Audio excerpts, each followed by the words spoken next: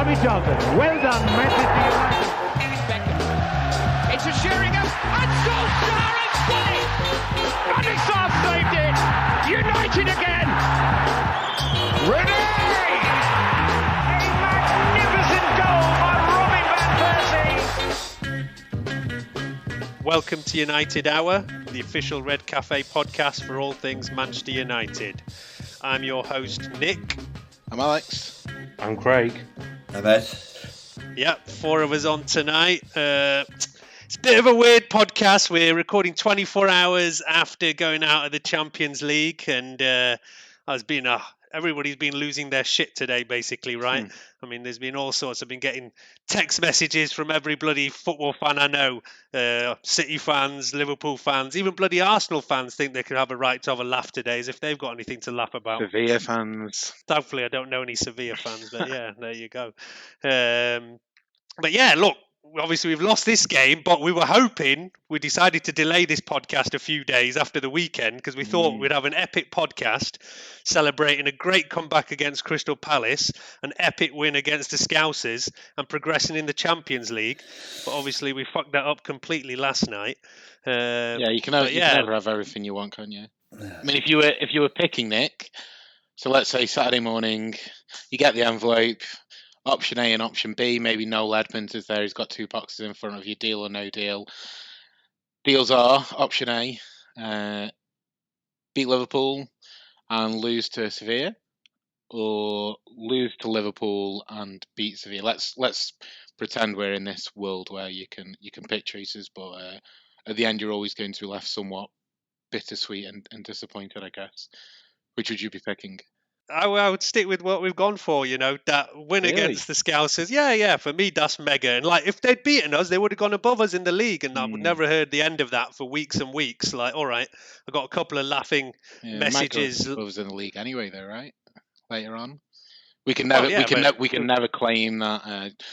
We can't just but on the pop actual up in day, the semi-final of the Champions League, yeah. No, look, I'd be here, I'll get 24 hours of grief from various people. If I'd actually lost that match, that would have been even much worse. Yeah. And, I was in the stadium, and, it was one of the best atmospheres for several years, and, a great win. So that's why I don't want to forget that one and have too much doom and gloom, because we have had a couple of damn good results before that, but... I think, what would you choose? What, you'd go with the Seville win? I don't know. It's so fucking difficult, isn't it? It's obviously you always want to beat Liverpool, and I do think that second is potentially important this season. But a good Champions League run is also incredibly important. Getting used to the knockout staging again, getting used to those big wins. Getting rid of this duck of pressure that's forming on our back for the poor results we've had in the Champions League over the last 5 or 6 years or whatever it's been now.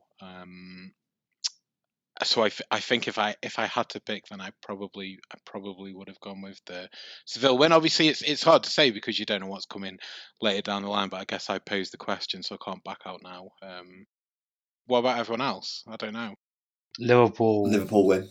Fair enough. My hatred for Liverpool is greater than my love of the Champions League. Yeah. I'm with Nick. I just wouldn't hear the end of it from all the Liverpool fans I know. So yeah. That's it. Don't know any Sevilla fans, so do get a bit of grief all round. But it's that Liverpool loss would have been unacceptable. And thankfully we haven't lost them in the league for quite a while now. I think we did get knocked out by them in the Europa, wasn't it? A couple of years ago, But apart from that, we've had we've had a couple of board draws, but had pretty decent results against them. But look, I do want to focus on that Liverpool result, but unfortunately, we're going to have to talk about this bloody Seville game. Ed, what's your thoughts from the game? I mean, I don't know if you want to think about, do we line up right? Where did it go wrong, basically? Where did it go wrong last night? Well, there was just no sort of attempt to attack, really, was there? How many shots on target do we have over the course of the two legs? It's barely into the double figures, isn't it? 4. Oh, it's 4. Nowhere near double figures. It was 4 last night, and I don't know, maybe a couple 4 total, right? Yeah, it was 4 over both legs. Yeah, 4 over both legs. What? Sevilla like 2030. I don't know exactly, but I've no problem with us going into the first game, bit conservative. You're away from home. It's a tough team to go to away. Just take your time, work yourselves into the game. But when they're coming back to Old Trafford and we know we need to win that game, we need to be starting that game with good intensity, making them play on the back foot, not letting them have possession of the ball, not letting them, not stand off them. But we didn't do any of that. We just stood off them, let them play the ball in the middle of the park, and we didn't even try to run at them. The few times we did, Rashford did add a few good good plays, but other than that, we did nothing apart from Lukaku's goal, which was was quite good. But when you lose 2-1 to 2 away goals, it's barely a consolation, is it really? Yeah, I could kind of see it coming as well. I mean, I was watching this with a few friends, and first half performance, it was just kind of non-existent, and you kind of felt like bit by bit Seville were getting a bit more confident, coming into the game, started making a couple of chances. I mean, although, I don't know, the second half we didn't start too badly, and we even had a couple of openings here and there ourselves. But it didn't really feel at any point that we were really in control of this game. No, not at all. And I mean, it was really like a 50-50 game, and we obviously being the home side with the onus on us, you're expecting a lot more. I mean, Craig, I know I saw a couple of tweets from you that, obviously not happy. But, what did you think went wrong? Do you think it was the lineup or the tactics? Where does the blame go? It's everything, really. I mean, from the second the lineup was announced, I knew how we were going to play anyway, because Fellaini, he had a couple of good games, but he's not that good anyway. And whenever he plays, we do nothing. Rashford being on the right from the beginning was stupid as well. You played amazing on the left on Saturday against Liverpool. You should have started there. Sanchez on the left has done pretty much nothing. I think Sanchez needs to be dropped for a while. He's, definitely, yeah. Granted, he's a great player, but at the moment he's not in the form, and it doesn't look as though he's going to be played into form either. So I just think he needs to have a step back from the limelight for a bit. Work hard in training and maybe come in on a less sort of vital fixture. Especially if Jose keeps putting him on the left as well. Yeah, it's a fair hefty sacrifice. Yeah, we've complained about the way he's been brought in already. As soon as he came in, I remember, we did that podcast, where's he going to play? And we all said, surely he's got to come in on the right. Yeah. He can't be playing on the left because, Martial's been playing well there. Rashford can play there. And he's got to come in on the right. But straight away, we've complained about this before, about how the team was missed around and players shifted about to integrate him. And I think everybody's now pretty much in agreement that, what's it been, a couple of months, and he started every single game and not really justified that at all. I agree with that, Ed. Like, I think he's got to be dropped now. And really, I don't think it was the right decision to be throwing him straight in there from the start anyway. I think, the right thing would have been bring him into the team, let him come in from the bench, have some appearances here and there. When he starts justifying it, then he starts. I thought it was a bit weird right from the get-go that he was thrown straight in there because we were actually playing pretty well. I'm not sure I agree with that. I think if he had been thrown in and he hit the ground running, then that would have been fine. But it's since that he hasn't done that's when they should have been managing his game time a bit more, I think. I can understand why he was thrown in. If you remember, his first game was against Spurs. There was a lot of pressure on Mourinho to win a game against them. Well, no, he started in the FA Cup first, right? Sure, okay, come on. Yeah, exactly. His first proper game against proper opposition was against Spurs. And I can completely understand why Mourinho brought him in for that game, because he had played quite well against Yeovil, and ultimately I think he was hoping that we would get that new player boost that you can sometimes get by a significantly talented player coming into your ranks who knows how to win and who's seemingly a big personality, and he can give players around him a boost. the problem was, one, we started that game absolutely horrendously and they'd scored a goal in 20 seconds or so. So straight away, that was completely on the back foot. But also that he did completely shift the team around to accommodate him. He was put on the left rather than the right. Martial was moved to the right, which completely knocked his confidence, and he hasn't really recovered his form since that point. And even Pogba was moved to the right, and again, his form has dropped off a cliff since that game as well. It's not necessarily Sanchez's fault, but yeah, in terms of yesterday's game, I just think the approach to the games and the tie as a whole was terrible.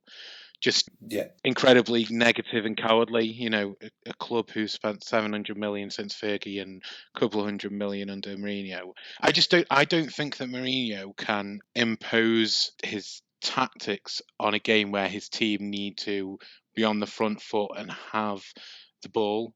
I think today, in the modern game, he's only able to really influence with his tactics in a fairly negative, off the ball, more pragmatic style, a reaction to the opposition rather than a proactive, we're going to come, we're going to score, we're going to take control of this. It's very much we're going to let you have the ball, we're going to wait till you make a mistake, we're going to get the first goal, and then we're going to sit in and we're going to keep that lead.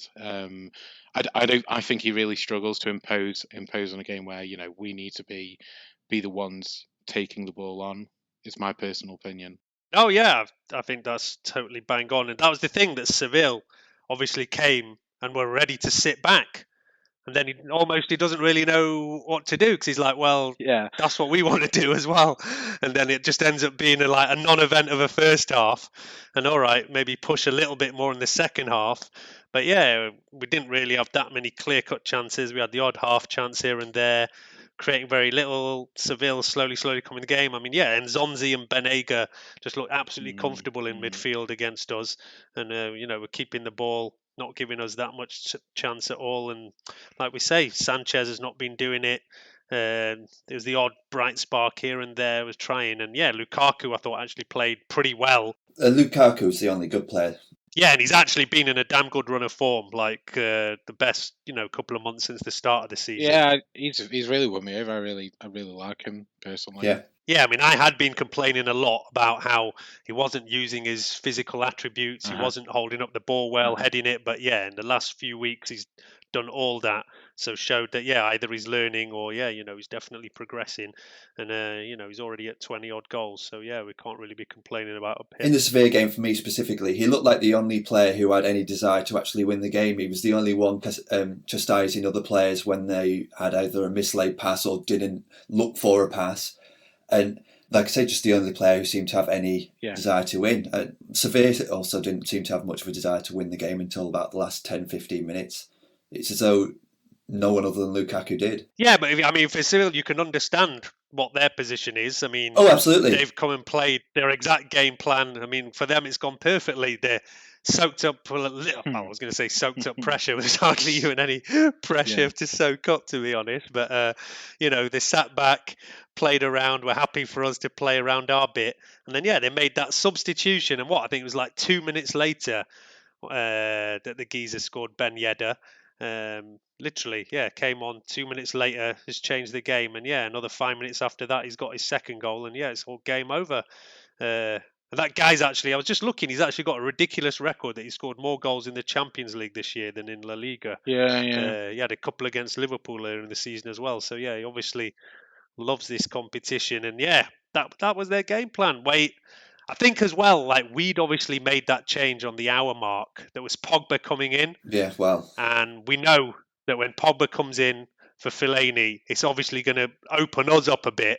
And never mind the fact that Pogba was absolutely appalling, like hospital balls here and there, giving it away. I don't know whether, I might give him the benefit of doubt and say maybe he wasn't fully fixed. I know he'd only just come back in training, but... It's not an excuse for the poor passes he's making, though. Frankly, I think if it would have been in another game with less importance, he'd have been subbed back off. Yeah. How much responsibility are we putting on Pogba's shoulders? How much blame do we think Mourinho should hold in terms of management of the player and management of him and whatnot? I think it's 50-50 in a sense. I think Pogba's still a bit immature, but at the same time, I don't think Mourinho's playing him in the best possible position he can. Yeah, I mean, we've had this debate about Pogba since I remember Stobzilla being back on this way back last season, and he was saying, look, Pogba is going to have to get used to playing this more defensive role because he's got to justify his feat to become a complete midfielder, and he can do it. And I think we all kind of hope that, yeah, he's going to become this big box-to-box player, and he can do all the defensive, all the attacking. But over time, I think we've all come to the realization that really his best attributes are as an attacking player. Yeah. Given the freedom to be creative, to make those assists. And I don't know whether Mourinho is taking his time to come to the same conclusion. He still thinks Pogba can adapt to that different style, or I don't know now, where it's all just like a little bit lost now, really. For me, Pogba had adapted to some degree. I don't think he was ever great defensively, and we would always say that was the weaker side of his game. But I don't think that, the first half of the season we were talking about Pogba the liability ever. Pogba losing his man and them getting behind Pogba. I don't think that was a conversation that we discussed, and he was still assisting and having a real influence on games, even big games like Arsenal.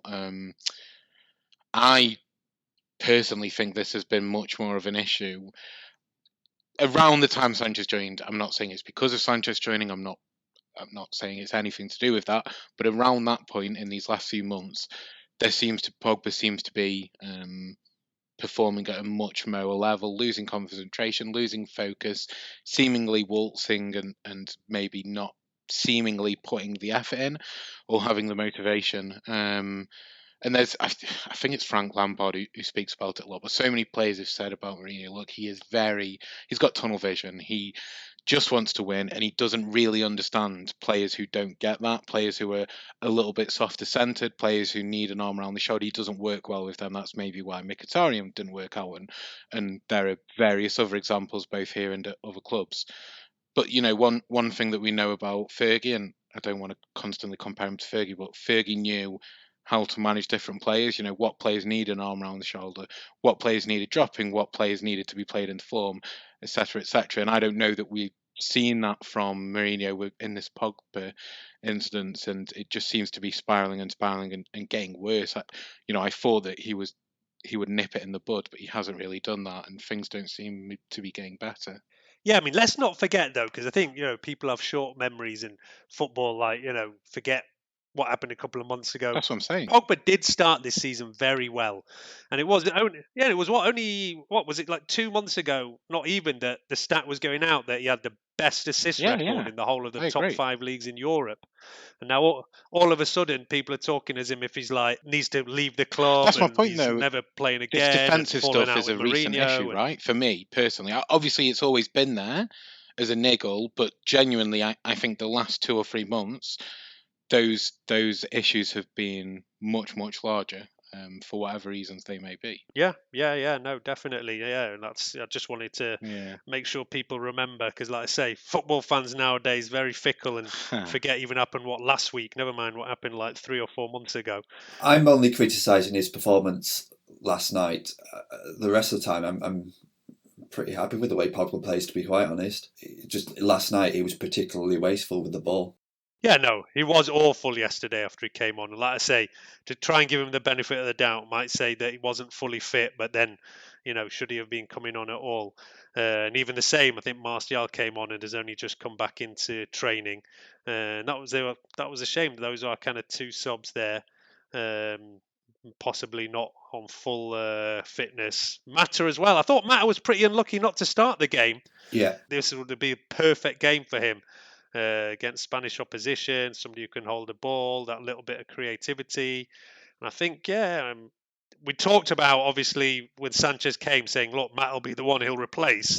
But now if we're saying Sanchez isn't doing the business, then, I think Matt should be coming back into the team, really. And he's not played badly when he's had his chances recently. He started against Liverpool. And, I think he was pretty unlucky not to start last night. But I say, I don't know whether you put it down to lineup, tactics. I was trying to come up with some kind of reason. I was thinking, Is it because we've had these hard games against Liverpool, Palace, Chelsea, pretty difficult run? Has that taken too much out of our players for they then come and play this Sevilla game? But, I actually went to have a look. I saw that Sevilla have actually played more games than us since we played the first leg. They've actually played 4 matches to our 3. And they actually had varied record, lost 2 of those, won 2 of those, got hammered off Atletico Madrid, and just the weekend before they lost to Valencia, so they weren't in a particularly good run of form, whereas you'd think we coming off the back of beating Chelsea, beating Liverpool, coming back against Palace, it should have been the perfect kind of springboard for going straight at this team, getting this game done early. But yeah, I don't know, it just didn't go that way at all, right? If those games took a toll and that's why the performance against Sevilla was so bad, then do we actually have professional football players? Because there are 38 games in a season. Yeah. They can't switch off for one. They have to be switched on for every game in the season. It's not an excuse. Yeah, maybe we have to just give more credit to Seville, and I don't know, as their manager just out Mourinho yesterday, basically. Tactically they seem to have it bang on. And the thing is, I don't really know what our game plan was. I mean, I can't work out what has Mourinho told the players.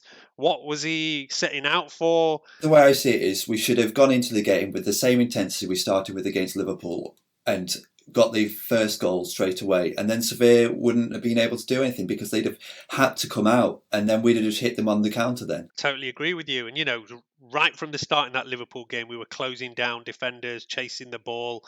Whereas, I don't know, last night we were standing off, waiting for something to happen, waiting, that typical Mourinho way, let's wait for their mistake. And yeah, that mistake never came, and instead it went the other way. Like I said, their managers out Mourinho'd Mourinho, and yeah, he is typical Italian manager.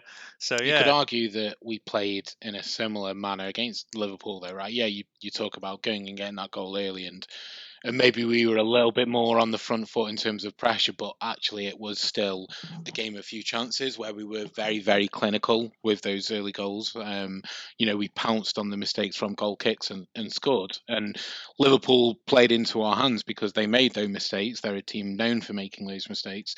And also they're not necessarily the underdog in that situation because they will come and play the ball and they want to impose themselves and dictate the game. So you know how they're going to play. Whereas an underdog team coming to Old Trafford, where the onus is on Mourinho and on Manchester United, I think that's where we struggle. I think that's where Mourinho struggles. Sometimes I think not sometimes, I personally think he'd rather be the underdog. I think he wants to be the plucky underdog who's able to play to a game plan to disrupt and disappoint the opponents, capitalise on a mistake, get the first goal and then set in.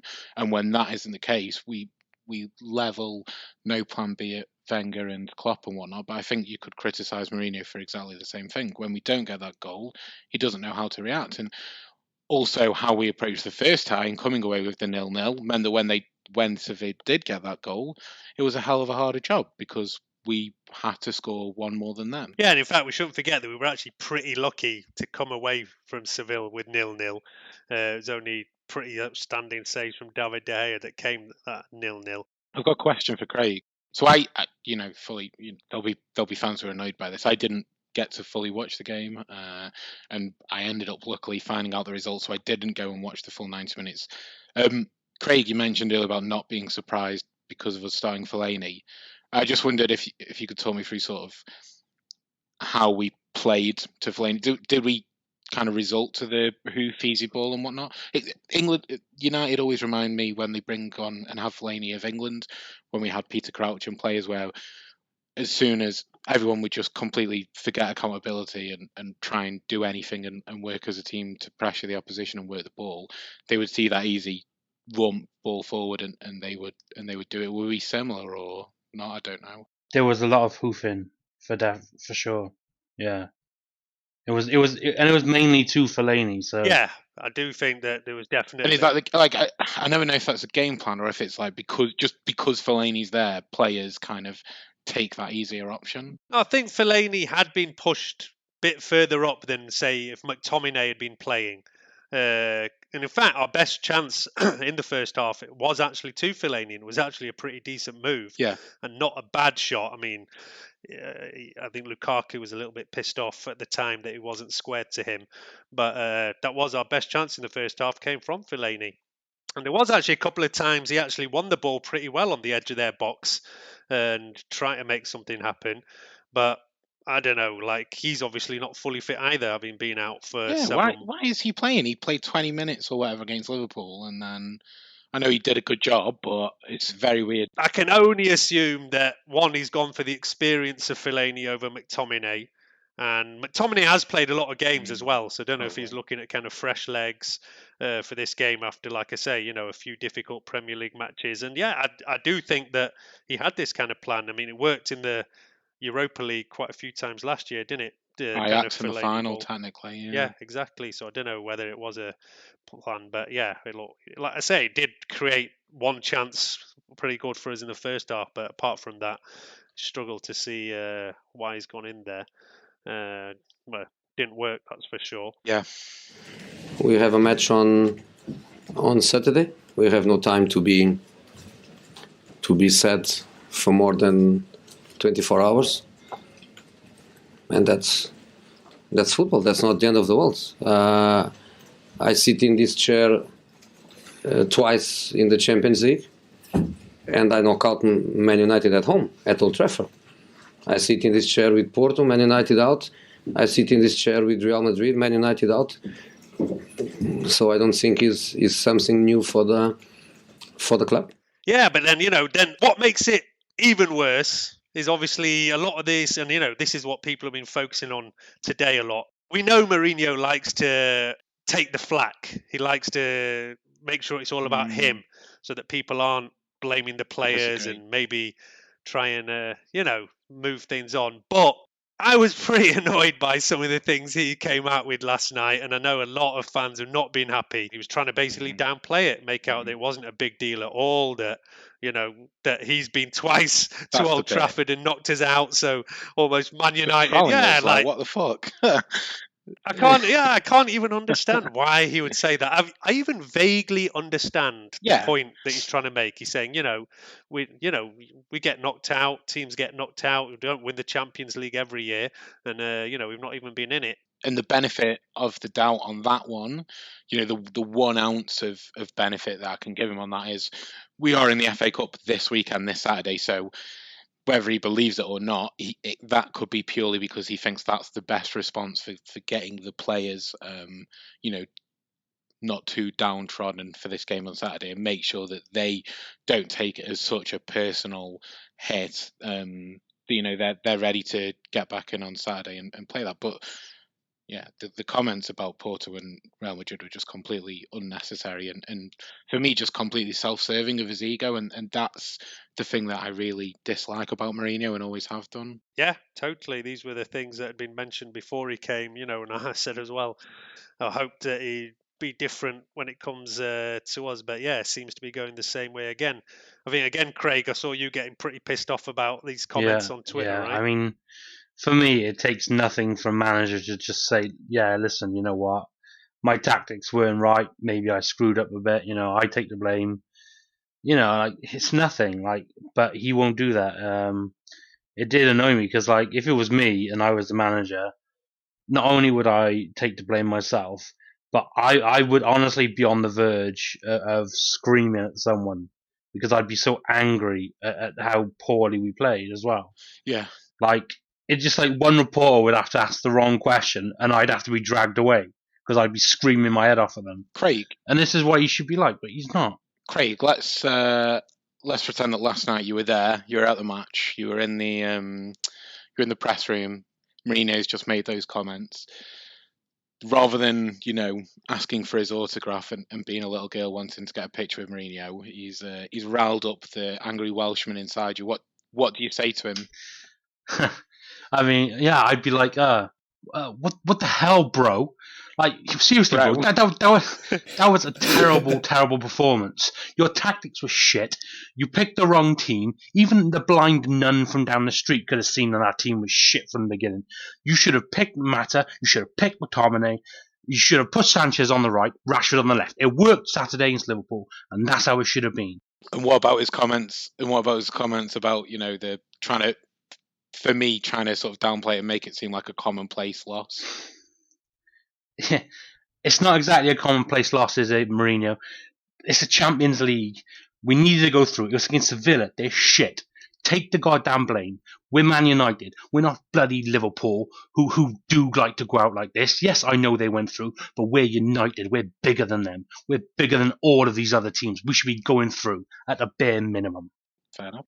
Yeah, and I think when the draw was made, we were kind of pretty happy with the draw, right? I think most people thought, "Oh, yeah, it's not a bad draw. We'll get through it." We should have. I thought it was one of the easier draws, to be honest. I thought It's as simple as that. It's as simple as that. We should. It's the worst they've been in the last few years. They haven't got the same manager that took them to those for Europa. That Europe record of games at home, a lot of that is in the Europa League with the better team, with the manager who took them to the finals, not in the Champions League with the current team and the current manager.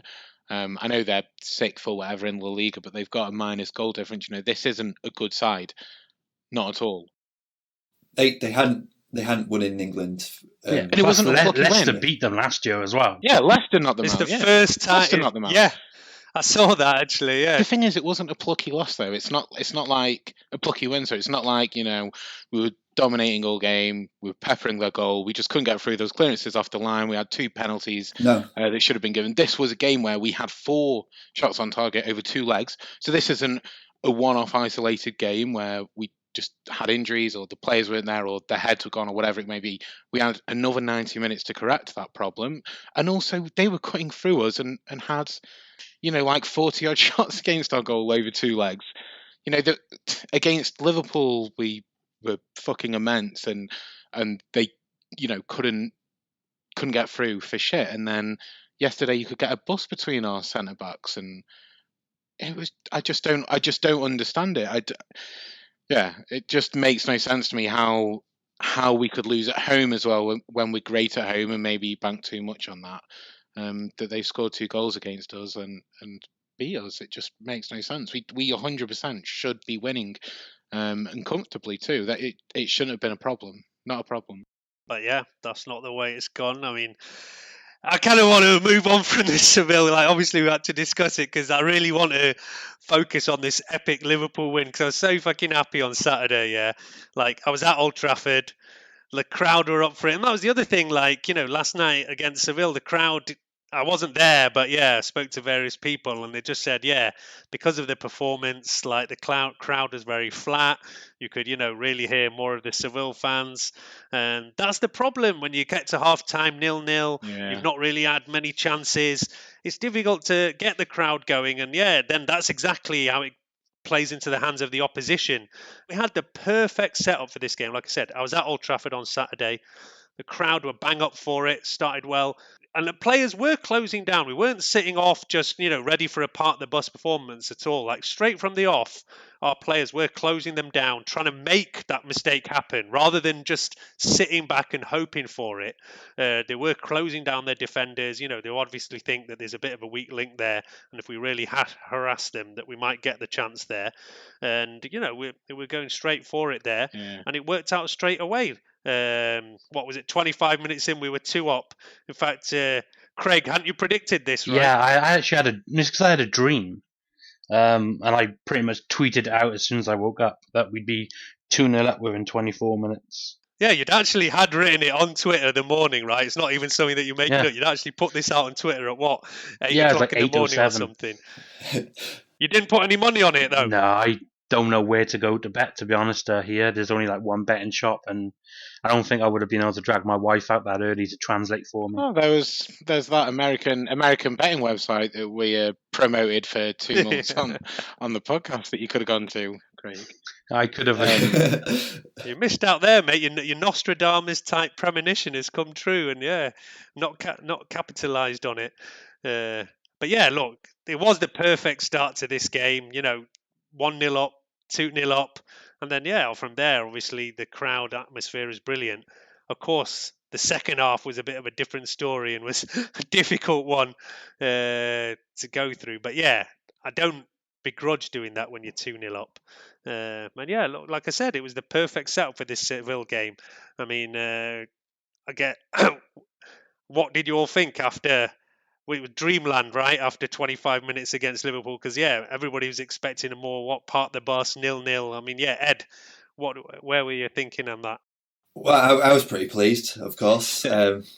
After the second goal win, I thought my flippant comment of "we'll win by 5" in the last pod might come true. Obviously, that wasn't to be. But I thought we started really well, and we kept our heads all the way through.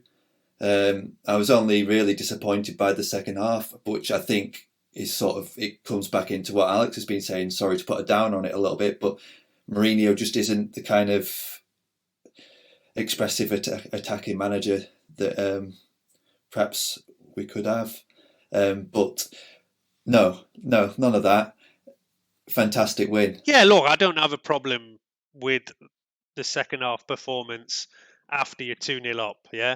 The problem is we've started games like that, like the way we played that second half, and that's when you obviously do have a problem with it. But when you're already 2-0 up, then I'm not going to complain about it too much. And I can understand sitting back. And, it was difficult to sit through it wave after wave. And, obviously, once they got their goal, you're going to get pretty nervous. But, we held out in the end. And I wouldn't say they had any really clear-cut chances. It's not like De Gea was making saves here, there, and everywhere. No. They had a lot of the ball, but we soaked it all up pretty well. In fairness, I never felt like they were going to score off their own back. I could see, like I said, when their goal came, there was a lot of pressure, and wasn't that surprised that they got a goal. But as you say, weren't that threatened at any point. There's been, other performances where De Gea's pulled us out here and there, but he didn't really have any major save to make. They were playing all very, very in the middle, and we were having not much problem with dealing with it. I was surprised they weren't sending it out more wide and trying to shift us around. And we were quite comfortable. Give a shout out to Eric Bailly back in the team, who's been immense and was making some epic tackles here and there. I mean, all right, I know he gave away an own goal, but it's been brilliant to see him back in the team, basically.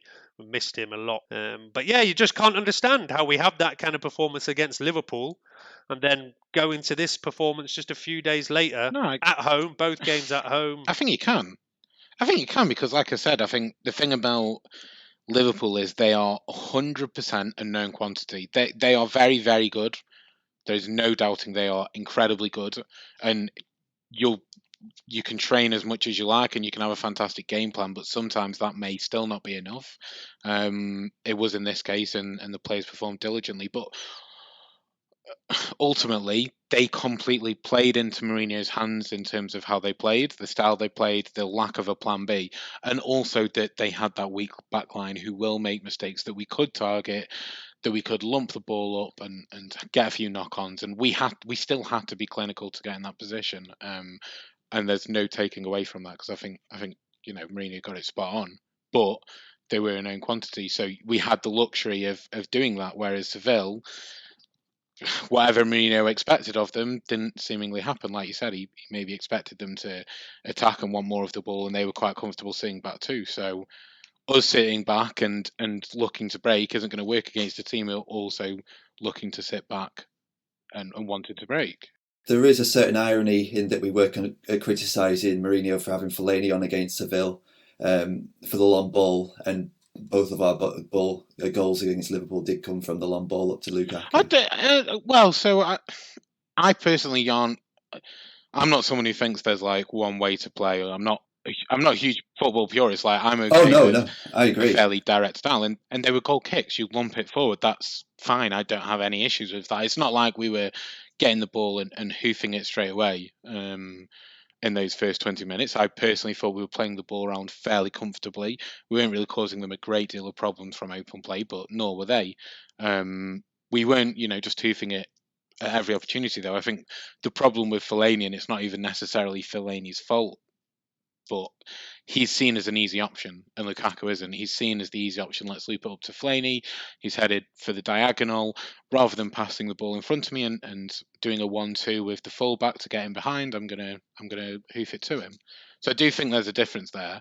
There is a difference, and personally, I'm actually really happy to see Lukaku dominating Lovren like he did, because it's something I've complained about all season. They're saying, I think what Imran had made some comments that I was complaining after we played Burnley about, saying, look how their strikers can manage to play back to goal, hold the ball up, in winning headers every here, there, and everywhere. And how come Lukaku's obviously a far superior player in nearly every way than whoever they've got up front is not managing to do it. So yeah, I'm glad to see that he is managing to do it. And yeah, he had Lovren all day long. And yeah, it's obviously a weakness we'd identified. And same on the left as well. He's identified that, yeah, Rashford can have a go at their young left foot. What's his name? Arnold Trent, Arnold. I actually think fairly good player and prospect. Yeah, just obviously inexperienced, and it worked perfectly. And I was really so ecstatic for Rashford as well, because things had not been running for him for a few months, and he'd really been putting in the hard work, and just he wasn't managing to score the goal, and he was missing by a yard, and everything was off. So for him to come in a game like this and get those 2 goals, I was ecstatic to see it happen for him. And yeah, hopefully, he can come back on that, because he started the season well, and then he's had a kind of few months where he's been a bit off colour. And yeah, I doubt he would have started this game if everybody was fit. It's not actually been that much made that we've actually got quite a sizable injury list all of a sudden. I know a couple of players are back in now, but yeah, just a few weeks ago, obviously Fellaini, Pogba, Martial, Jones is still out, Rojo. I don't know if Zlatan's ever coming back in, but yeah, the injuries had been mounting up. But yeah, a couple of them are back in now, thankfully. I guess you could level that. Could you maybe level at Mourinho that the tactics somewhat fell in his lap a little bit, particularly with the Pogba injury? I don't know. Would Rashford have played? I was about to say that. Well, I said I don't think Rashford would have started this game. Probably Mata wouldn't have started either. The team almost didn't really have that many choices. I assume he would have played the 4-3-3 and kept McTominay in there, because McTominay, played well against Chelsea, other than leaving Hazard for that, or Willian or whoever it was for their first goal, but generally had a good game. But then we wouldn't have had that width and that ability to pressure as we did, and also to get those 2 goals. So it's obviously a difficult one. But whatever, obviously he has to make the most of the players he's got available, and he did that, and Rashford was the great choice, and he's got such a capacity for scoring against the big teams. And on big occasions, like his England debut, his Champions League debut, his Premier League debut against Arsenal, against Man City, now against Liverpool, he scores in big games, in big moments, and that's obviously a very, very good quality to have.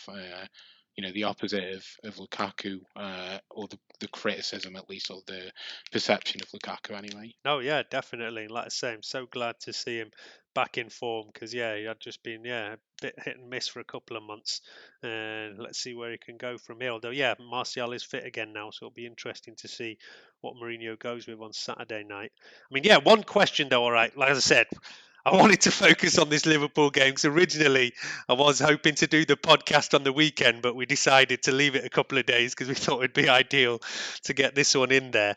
But yeah, it was literally probably since Fergie left, I think it was the best day I can remember at Old Trafford. Epic atmosphere. Yeah, maybe. Everybody was going. Well, there was that City. City went under Van Gaal 4-1 or something as well.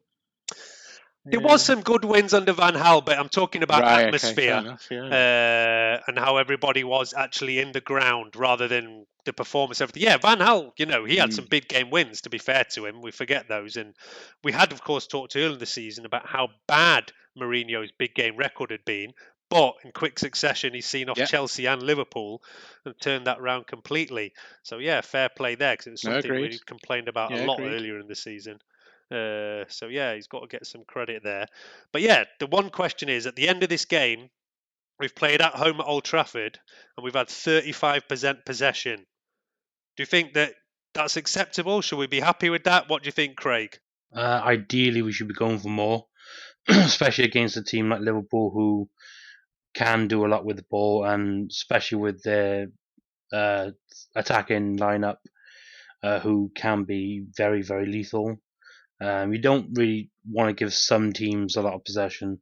I'm not a fan of the whole give the other team possession and hope they make a mistake philosophy that Mourinho has, to be honest. I think it's the wrong way to go. I think that as long as a team with possession does with the ball, well, they do with it as they should, and that's score, then that's the best thing. And I think that for Man United, we're a good enough team that we can have most of the possession and still score the goals. I don't think we need to be looking at the opposition making mistakes, because when we do get complacent, they don't. We make bigger mistakes than they will make, and so we do need to be going for more possession a lot of the time. Like I said, especially against a team like Liverpool. But thankfully, this time it worked in our favour. For me, it's the context of the game, really. And the opposition we're against. If it was against Huddersfield, like we did the same, it's not acceptable. But against Liverpool, who sort of like to play in a style that they pass it about, but they're also weak on that break, I can certainly understand why Mourinho has allowed them to have the possession. I actually kind of think the opposite. So the reason why that approach is suitable against Liverpool is because Liverpool, weirdly, Klopp has the same philosophy in one way as Mourinho of pouncing on opposition mistakes. They want us to play high up the pitch. They want us to have a high back line. They want us to lose the ball up the pitch when their offensive front three are pressuring us or working back, because that's what they're fantastic at. And then they will counter lightningly quick, and they will score. And that's how they beat Manchester City early in the season, and were the first team to do so, and I think the only team in the league. Because so like I actually can understand completely giving Liverpool the ball and not giving them the chance to pounce and playing a deep back line. It worked in hindsight because we were so incredibly clinical, and they did make those mistakes, and through fantastic goals we were 2-0 up. If we hadn't have been, then it would have been extremely painful, because it just would have ended as another 0-0. And for me, there's too many big teams in the Premier League at the moment to be drawing those games and to not be going for wins anymore. Particularly at home, I think you need to be winning those games. So in the context of this game and us being 2-0 up, I think it's fine. But obviously, if that had been a game where we hadn't taken the lead so early and we'd ended on the 35% possession, then it maybe would have been more of an issue. Yeah, for me as well, I'd say in this particular game, I'll take it. I'll take a win against Liverpool any way it comes. And, of course, because we were 2-0 up, you're happy to give them the ball, And I didn't see this from the start as a real, like, kind of what people always say, super defensive, bus parking type performance, like when we've gone away at Anfield. I did think there was a bit of intent from the start. Before the goals, yeah. So that's why, it's more acceptable. I can't accept when we really just don't even try to force anything or whatever and just hope there's going to be a mistake. But here there was a bit more intent from the start. We started aggressively. But like I say, that second half, it was difficult to keep watching wave after wave and whatever.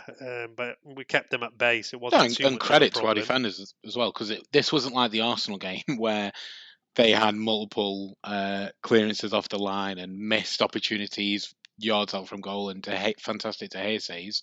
De Gea didn't make a save. Like, our defense genuinely locked them out. It was in terms of like a shutdown performance. It was classic Mourinho and one of his best, I'd say. Yeah, and it was such an important win as well, because of course they were just below us in the league, and if they'd beaten us, they would have gone above us.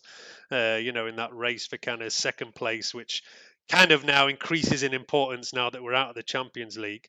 But yeah, two big wins against our opposition teams. Chelsea, Liverpool have seen us now not comfortable, 4 but points, right? sitting 4 with a points bit of a between gap. us and Spurs. Yeah. 5 to Liverpool, and quite a big 9 gap for down Chelsea. to Chelsea. Yeah, exactly. Sitting pretty comfortable there. I mean, we'll mention as well, I'm not going to go into detail on it, but obviously since last time we recorded, we had a win against Palace as well after going 2-0 down. Quite a brilliant comeback. I can't remember the last time we actually had a comeback like that. It felt like kind of Fergie days. I don't know if any of you have got the stats for. Well, before Chelsea, it was something like it was 30 games or 1 in 30 games that we'd won a game from 1-0 down, right? Something like that. Like since Mourinho at Manchester United, there was only 1 game where we'd conceded the first goal and won, I think, and then we. And what about conceding 2 goals? West Ham, maybe, or Hull. Okay. Was it Hull or West Ham? I think it might have been Hull actually. Around Christmas, they went 2-0 up. I don't know. I think it was Hull, Moyes, but yeah. Yeah. Do you remember that one now? Yeah. Because yeah, Alex you Bruce mentioned scored it. a header, Yeah. and maybe Rooney like a long range shot. I don't know, but yeah, no, 100%, like fantastic comeback. Yeah. Yeah, and like I say, not going to go into too much detail on it, but yeah, that Matic winner was pretty mental. I think first league goal he Yeah. scored for us as well.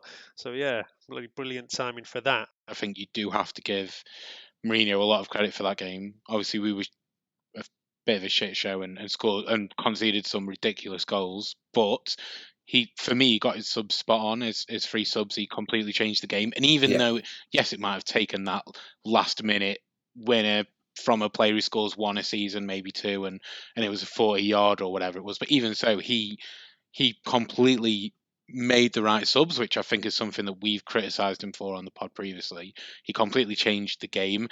He went for it, and we got the win. And I do think you have to give him a lot of credit for that where it's due, because it was a fantastic comeback. Matic! Well, if you're going to win a game! Looks like a stunning winning goal for Nemanja Matic. We did actually get a question after this game from Twitter from one of our regular listeners, Fulton Red, who I think might have had some kind of name change, and I can never keep track of these bloody name changes nowadays. But I mean, yeah, his question.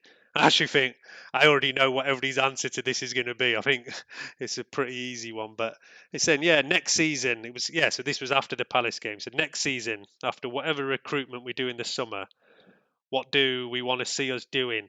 Would they prefer to watch us playing in the same Mourinho way, like against Palace, slow to begin with and aggressive to finish? You know, we've seen that a lot this season, where we kind of might go 1-0 up, but really at the end of the game, really smash them in that last 10, 15 minutes. Said, or, you know, do you want us to be doing that right from the start of the game, free-flowing, playing the full game with width, like the last 20 minutes against Palace? And I mean, yeah, to be honest, I think everybody's going to pick the latter, right? I mean, yeah, that's what we all want to see. Is there anybody who's going to want to go with that? Nobody wants this kind of slow, you know, passive, cautious style. I mean, we take it because it kind of brings results, but I don't think, I mean, I'm speaking for all of you, but yeah, do any of you disagree with me? I assume he meant it in a way that the former has perhaps a better chance of winning. I don't know.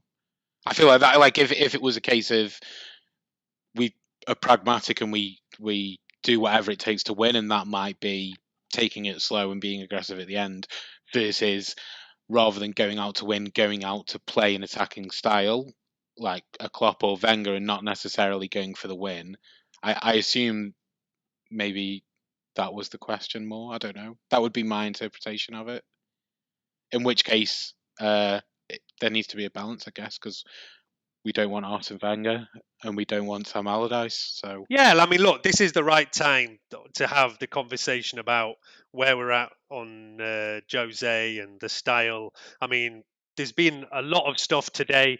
The press have been, I mean, everybody's been going over it. Everybody likes to see United lose, obviously, like I say. I've been getting messages from every bloody person I know all day long, and pictures about this and taking the piss here and there and whatever.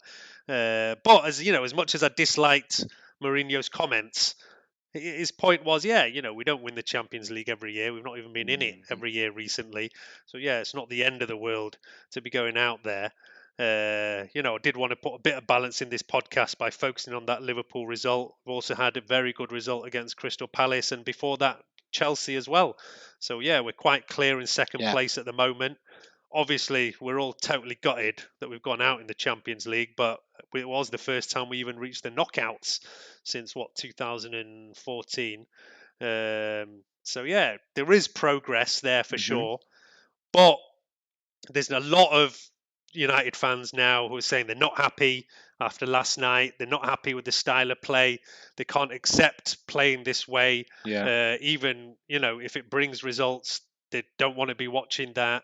I think TalkSport today are saying it's the beginning of the end.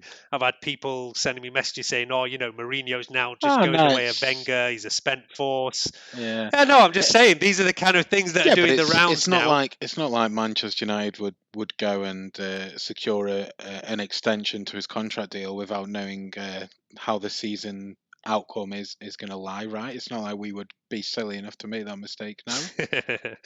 Yeah, I mean, how many years did he get extended? I didn't don't actually know. keep. It was. I think they kind of announced his contract extension, but they didn't really say how long it was for. It was 1 or 2. 2020. 2020. All right. Yes, it's only 2 years more. Ed, where are you at on Jose Mourinho right now? I'm not sure. You see, I think I don't know whether he's the right man long term anymore. Whereas before, I was quite resolute in that idea. It depends whether he wins the FA Cup, I suppose, and it depends whether there's any more progress in the way we play. But he just doesn't seem to be getting a grip on his players just yet. I'll maybe give him another window to see how he does.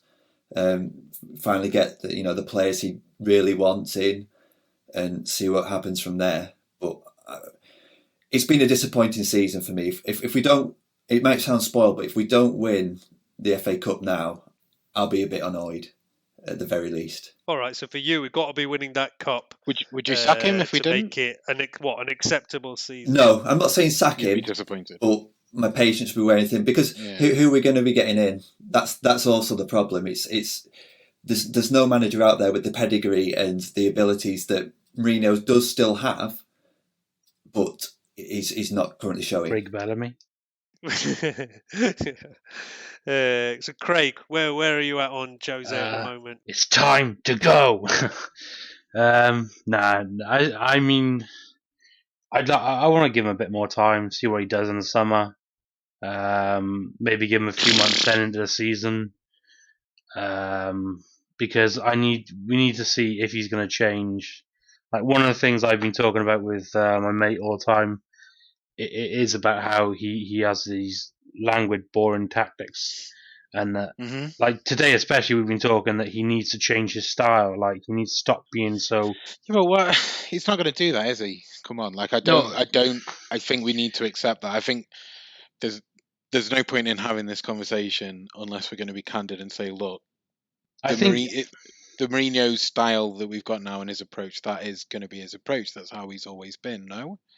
I think if he sticks with that... Well, when he first came in, I was always really worried about his style. But, when he first came in, I remember he made various comments about saying that, this project at United is different because I worked at Chelsea before, and if we won 1-0, that was enough. But here it's different. And it seemed that he understood that he had to progress his own style and evolve into a different type of manager. But I don't know, over time, he just seems to have reverted to what we were all afraid of.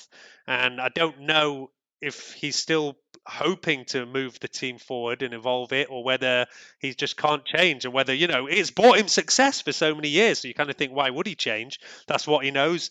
He's been successful with it. So, yeah, I don't know. I did hope at the start when he came in that he would go differently, and there has been some signs here and there of us playing really good attacking football, but when it comes to big matches he just seems to revert to type, and I don't know, it's pissing a lot of people off now, right? 100%. Does anyone feel that his tactics are somewhat outdated or anything here? I think that's something that's thrown around quite a lot at the moment. It's difficult to say. I mean, he's very pragmatic. How's that outdated? So the reason I think that it's somewhat outdated is that I think he was very pragmatic at his other teams, where you would only have a couple of big games a season. At Madrid, he would defend incredibly deep against Barca and try and get trying to get one win of the two, or get 2 draws, and if he can stop then getting those points in those games, he knows that Real Madrid can go and batter 18 other teams. But I don't think that that's possible anymore, because in the Premier League we have 5 or 6 other very good teams. But even the other 13 or 14, I think that the fitness levels in the game today, the attention to detail, the tactics of coaches at the bottom end, like there is so much more going into Mourinho's old plucky underdog style of parking the bus and counter-attacking and holding out and whatnot. I do think that teams are much, much better in that. There's a much smarter way that those teams go about something than before. And that's it. His way has brought him results wherever he's gone. So you kind of think, why would he change? But at the same time, you hope he can evolve a little bit and we're saying this, but at the start of the season we couldn't win a game less than 4 goals, could we? So. Well, yeah, but a lot of those goals, like we said, came late on in the game. It wasn't that we were like 3-4 up. We at weren't half creating time. loads of chances either. I would say, and I do think we spoke about that, right? There wasn't a great deal of flair and stuff, and it was very much an effective way of playing, rather than like an attacking style as such. I don't know. I mean, yeah, like I've always been right from the start. I was actually against bringing in Mourinho from day one because I didn't like his style. I had issues with the way he conducts himself in the media and that kind of thing. So yeah, I mean, and you talk about who else would we go for? I mean, yeah, I wanted Pochettino when we got Mourinho, and I still think that he's a pretty damn good shout for being our manager. I mean, I'm not saying I want to sack Mourinho right now. Yeah, I mean, I actually think people have gone a bit overboard after this Seville game. I mean, the media and everybody, all the ABUs love it, but at the end of the day, we've gone out in the Champions League at the times. Porto, a couple of years Real ago, Madrid. we didn't even make it through to the knockouts. Well, I mean, let's forget those. I mean, I remember even, Fergie days again and again when we used to ace the league and struggle in Europe. So, yeah, like I say, it's not anything that's not happened before. And I don't think any of us necessarily expected to win the Champions League.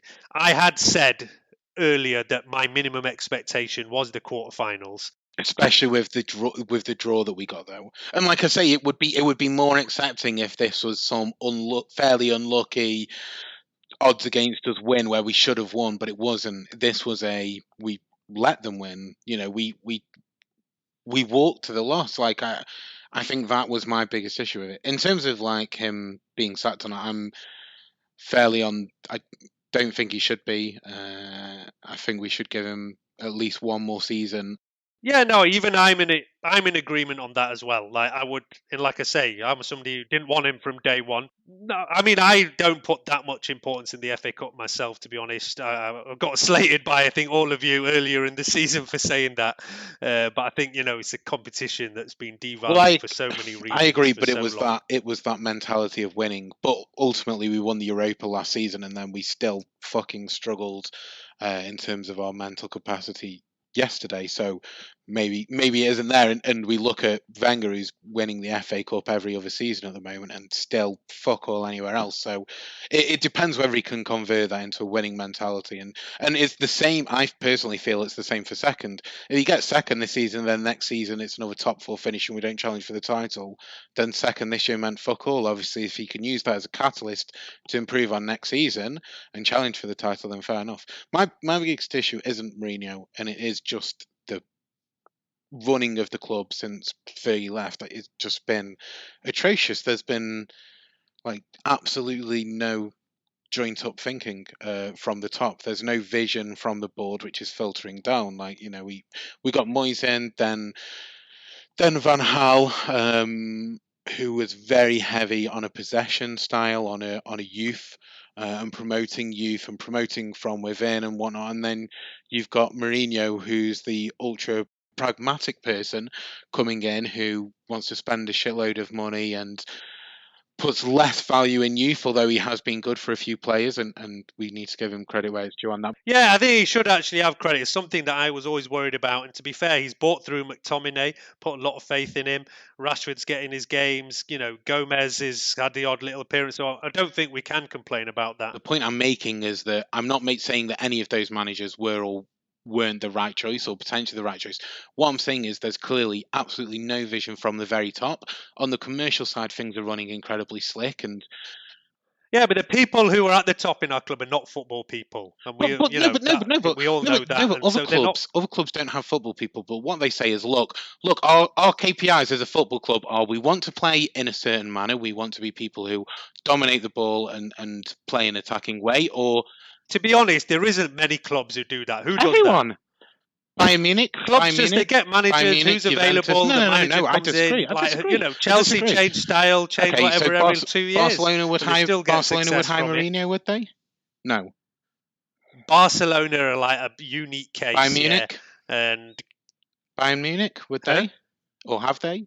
Have they approached him? I thought you were talking about like, other English clubs, to be honest. What I'm trying to say here is that basically there seems to be a mentality of take whichever manager is available and also get in whatever biggest name players are available. Mourinho himself has alluded to it this season that they're not necessarily getting in the players the manager wants, but just getting the biggest names. And that's coming from Mourinho, who is typically seen as the manager to come in and bring those big names in and stack a team with big names. And even he was complaining about it. Yeah, but look, what happened was, they did try. They'd hoped Moyes would continue some kind of, but they didn't back him, did they? Romantic whatever thing, and they brought in Van Gaal because of his youth and whatever. So there was a plan there. It didn't work out. Opposites. So then they've just said, "Fuck it, we need to bring in the guy who's the bloody winner, and whatever way he wins, that's going to be preferable." That's the way it's gone, and I can't even really disagree with that too much.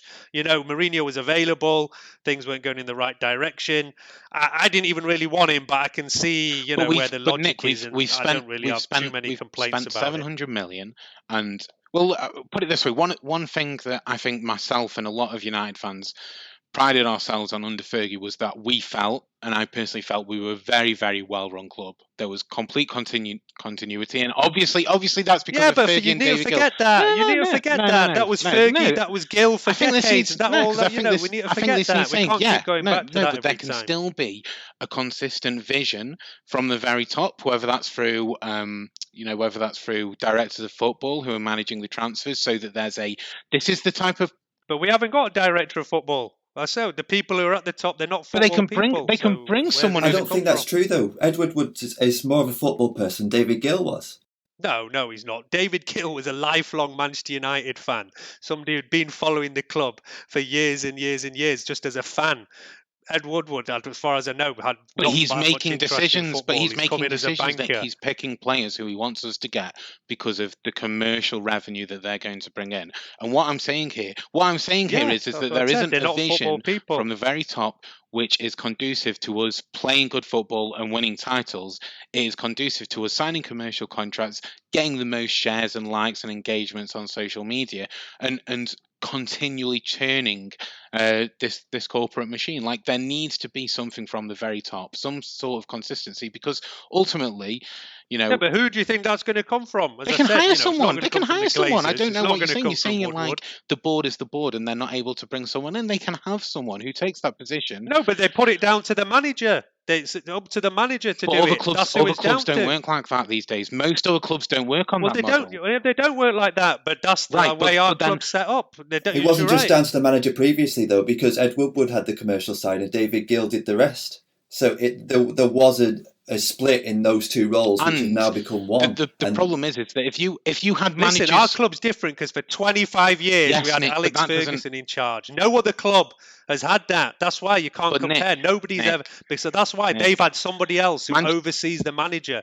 Our manager ran the club. He left. And that's it. That's why we're in a situation where you've spent 700 million in the last few years, and literally hundreds of millions a season are being cast aside because they were the previous manager's call and they no longer fit in with the style and with the approach of the current manager. The current manager comes in and says, I want qualities A, B, and C.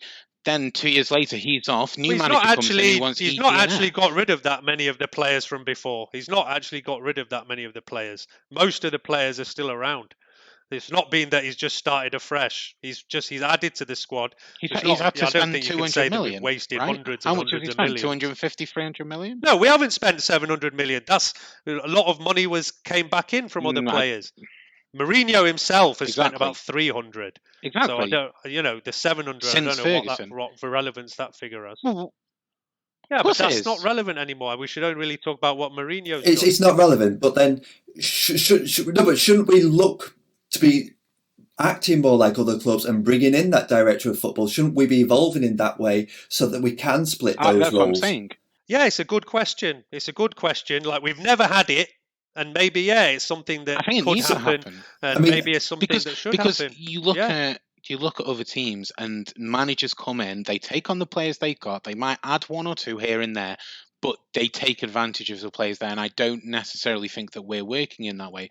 I do think a lot of players are cast aside, or they're just not as effective. Even if he keeps them on, they're not going to be as effective because the manager who brought them in was maybe Ferguson, and he was going after them because they're English and they've got determination and grit, and he was looking at very personality characteristics and traits. Then you've got Moyes, who didn't really sign anyone other than Fellaini because he was a lump we could play the ball to.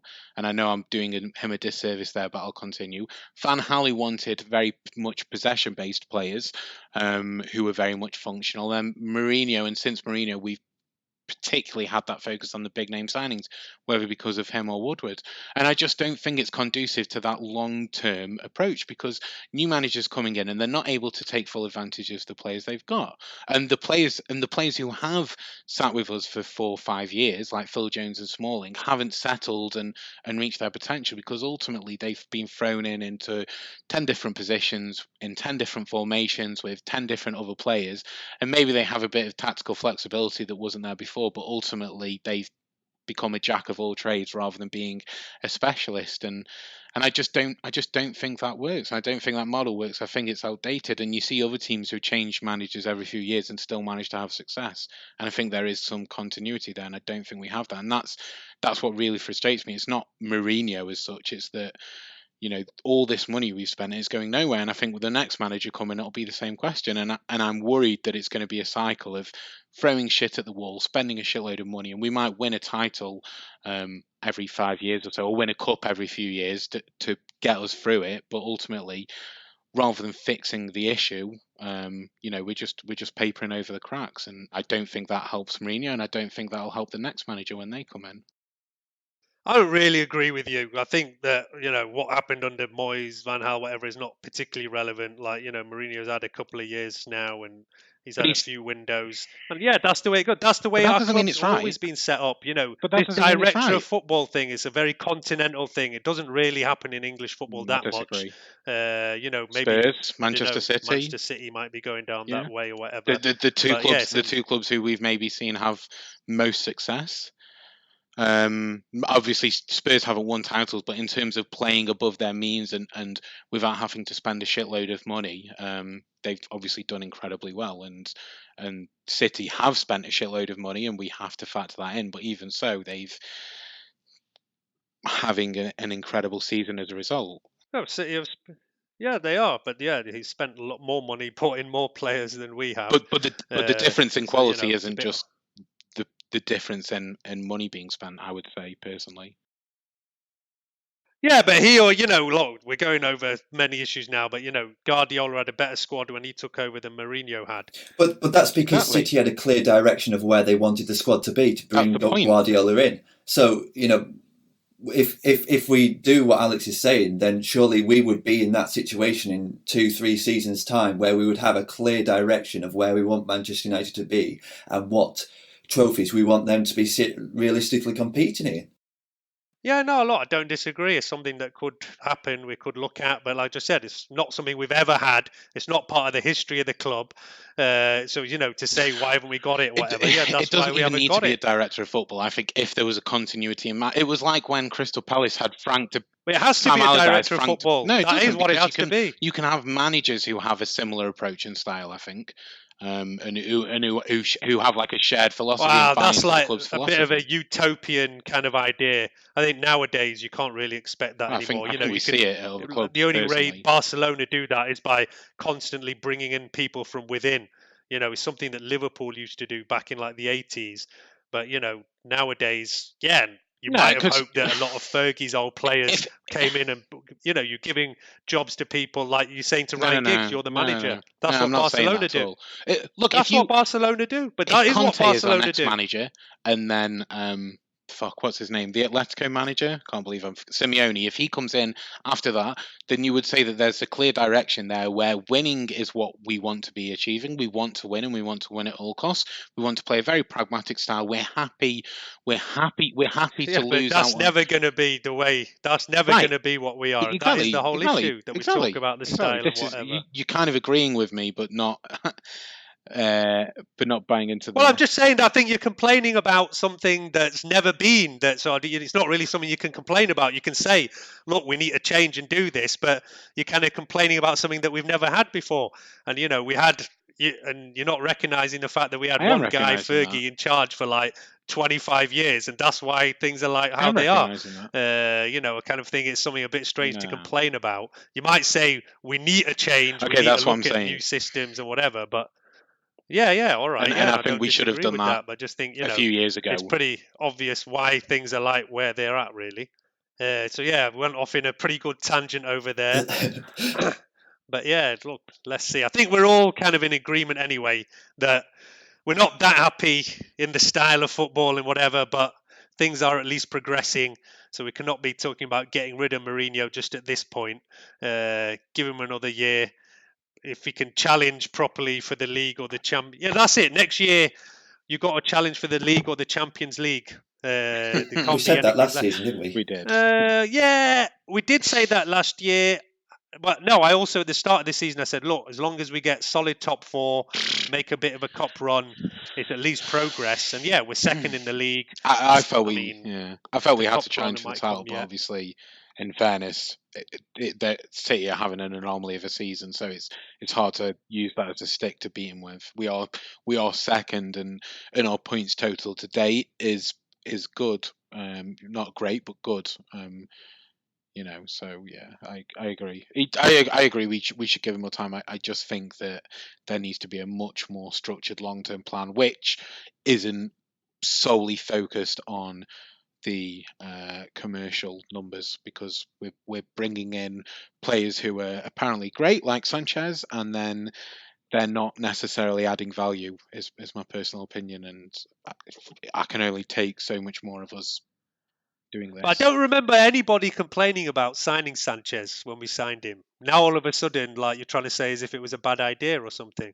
I don't think that's what he's saying. I think it's that Sanchez was a square peg to fit in a round hole. It's not that you refuse signing a player we all like thought that. he was going to slot into that right hand side role, right? And he was going to, but we haven't even tried to do that, because I imagine Sanchez has made it clear that he wants to play on the left, and that's his preferred position. So that's where Mourinho tried to place him at the start.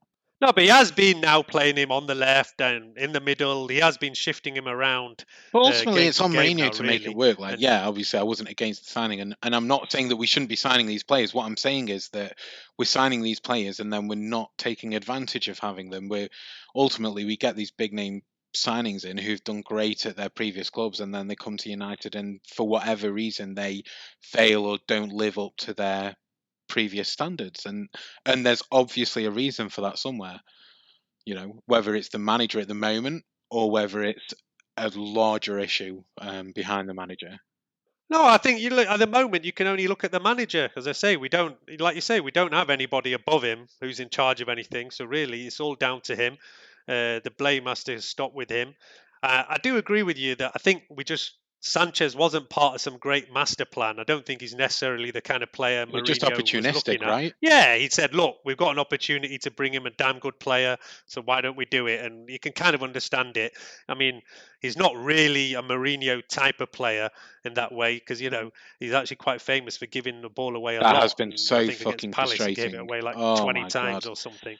So that's not the Mourinho way at all. But he was a damn good player. He was available on, a kind of cheap deal, although, the wages maybe make it not a cheap deal in the way, but also just to stop him maybe ending up at City in the summer. Do you not see a lot of our big signings as being that opportunistic? Pogba as well, Lukaku, Griezmann when there was Griezmann. Like what I'm trying to say here is that we should be identifying players like the other top teams do, and then going to get them. And I'm not saying we shouldn't consider when these big name players become available, but I don't think we should be just accepting everyone as we seemingly are doing. No, I think Mourinho wanted Lukaku.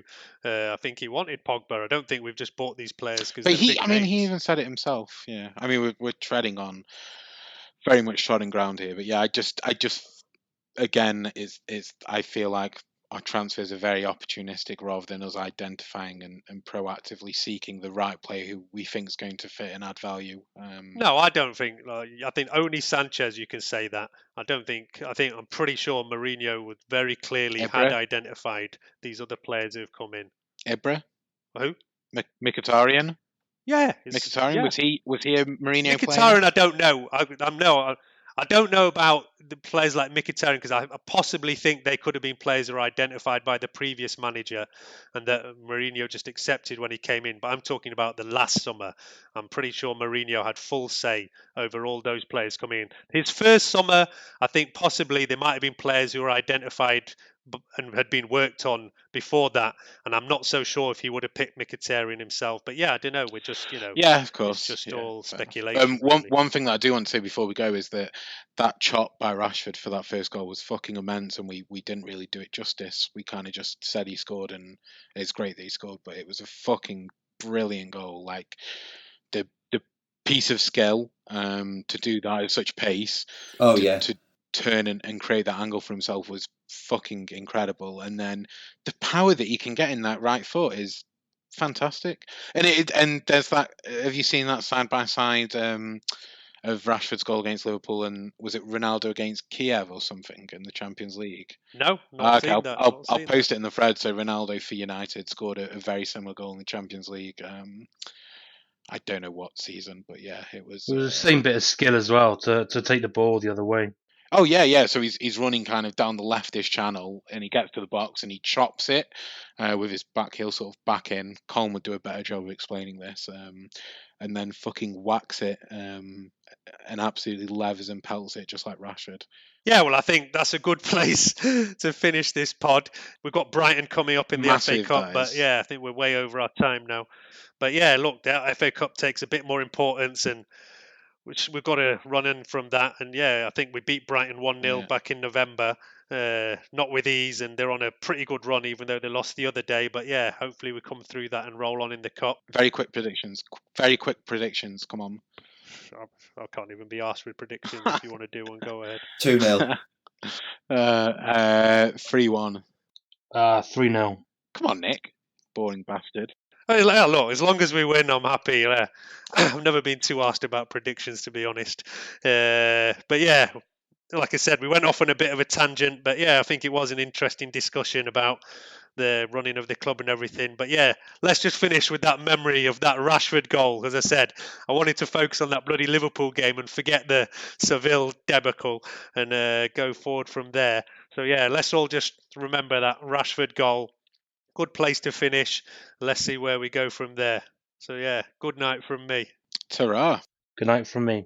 Good night. There's Rashford trying to embroider. He's done it. No wonder. It's high there when it comes to international interest.